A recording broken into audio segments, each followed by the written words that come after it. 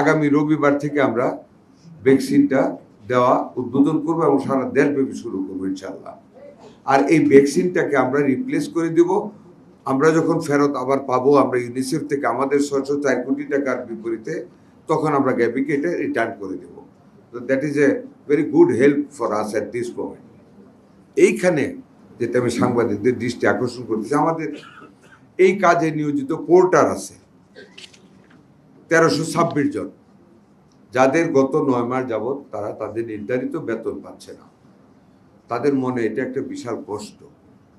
আর আমাদের অ্যারাউন্ড 26,556 স্বাস্থ্য সহকারী, স্বাস্থ্য সহকারী কর্মী আর স্বাস্থ্য পরিদর্শক মিলে আছে প্রায় 25,000 প্লাস।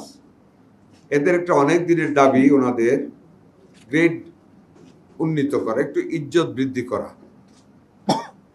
টাকার দিক থেকে কোনো কম্পেনসেট করতে হবে না, তারা টাকা বৃদ্ধি হওয়ার যে গ্রেডটা ওইটা অলরেডি দে হ্যাভ সুপারসিডেড, অতিক্রম করেছে।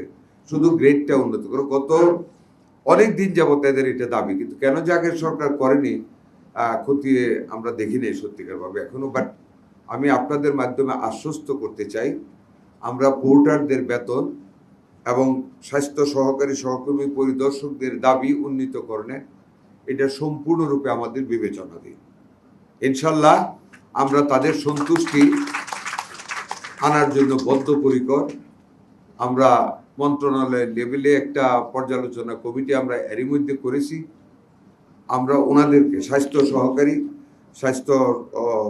সহকারী স্বাস্থ্যকর্মী এবং স্বাস্থ্য পরিদর্শকদের প্রতিনিধিদের আজকের ভিতরে, না পারলে আগামীকালের ভিতরে ডেকে আমরা জিনিসটা ফয়সালা করব সন্তোষজনকভাবে, যাতে ওনারা খুশি হন। আমার শুধু অনুরোধ থাকবে, জাতীয় এই দুর্যোগের সময় আমাদের সন্তানেরা যখন মারা যাচ্ছে, তখন যেন মাঠ লেভেলে আমাদেরকে পূর্ণ সহযোগিতা করা হয়।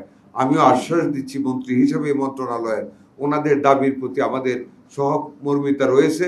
আমরা রিজলভ করব, দাবি দেওয়া শুনবো, সমাধান করবো ইনশাল্লাহ। এই মেসেজটা আপনারা দেবেন।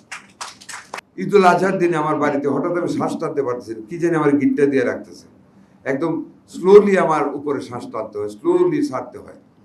একেবারে নার্ভাস হয়ে গেলাম, মাকে বললাম তাড়াতাড়ি ওই দিনই ঢাকা এসে বললাম। ঢাকা এসে আমার এক আত্মীয়ের সাথে আলাপ করার পর he referred with the name of doctor QM Nurul Haq, বক্ষব্যাধি ডাক্তার ছিলেন উনি।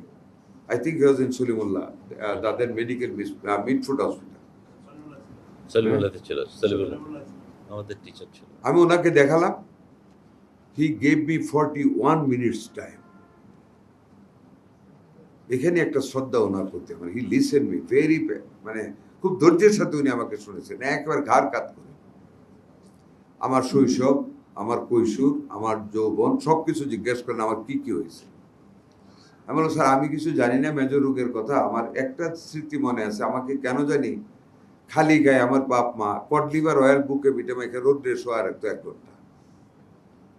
আর একজন হুজুর একটা সুপারি কি ফু দিয়া দিছিলেন, কালো তাগা দিয়া গলার মধ্যে আমার বাপ ঝোলাই দিলেন, এটা চুইসা খাইতে হবে, এটা যেদিন শেষ হবে এদিন আমার এই রোগ শেষ হবে। আমার যতটুকু মনে করে আমার বয়স বৃদ্ধির সাথে সাথে আমি কোনো শ্বাসকষ্ট আমার ছিল না। এই গতকাল আমার এই প্রবলেমটা হয়েছে। উনি অনেকক্ষণ শুনে 41 মিনিট পরে অল্প কথা বলতেন। উনি বললেন যে আপনি একটা এক্সরে করে নিয়ে আসেন ডেল্টা থেকে, 3 নম্বর রোডের মোড়ে ছিল মনে হয়, 4 নম্বর রোডে হয়েছে। আমি একটা এক্সরে করালাম, পরের দিন আফটারনুনে গেলাম, উনি দেখে বললো যে আপনার অন্য কোনো খারাপ কোনো রোগ নেই, আপনার শৈশবে একটু অ্যাজমা ছিল, ওইটি আপনাকে রিপিট করে একটা এখন দেখা দিচ্ছে। ওষুধ দিলেন 2 মিলিগ্রামের একটা বেন্টুলিন আর নিফেকার 10 mg, এই 2টা ওষুধ 1 মাসের জন্য দিলেন। I was quite all right till date, I am all right আলহামদুলিল্লাহ। উনি যে আমাকে সময়টুক দিলেন, অনেকগুলি পরীক্ষা করতে কিন্তু দেন নাই। উনি বলেন নাই আলট্রাসাউন্ড করা, উনি বলেন নাই আমার এই করো, উনি বলেন নাই এই করো সেই করা, ছোট্ট একটা এক্সরে করে উনি আমাকে ওনার ডায়াগনোসিস, ওনার এডুকেশন দিয়ে, ওনার মেডিকেল এথিক্স থেকে উনি বলেন অ্যাজমা হয়েছে এবং ছোট্ট ওষুধ দিন আমি ভালো হয়েছে। কথাটা কিন্তু আমি এই কারণে বললাম, আপনাদের কমিউনিটির ভিতর আপনারা অনেক ভালো মানুষ আছেন, আমি জানি।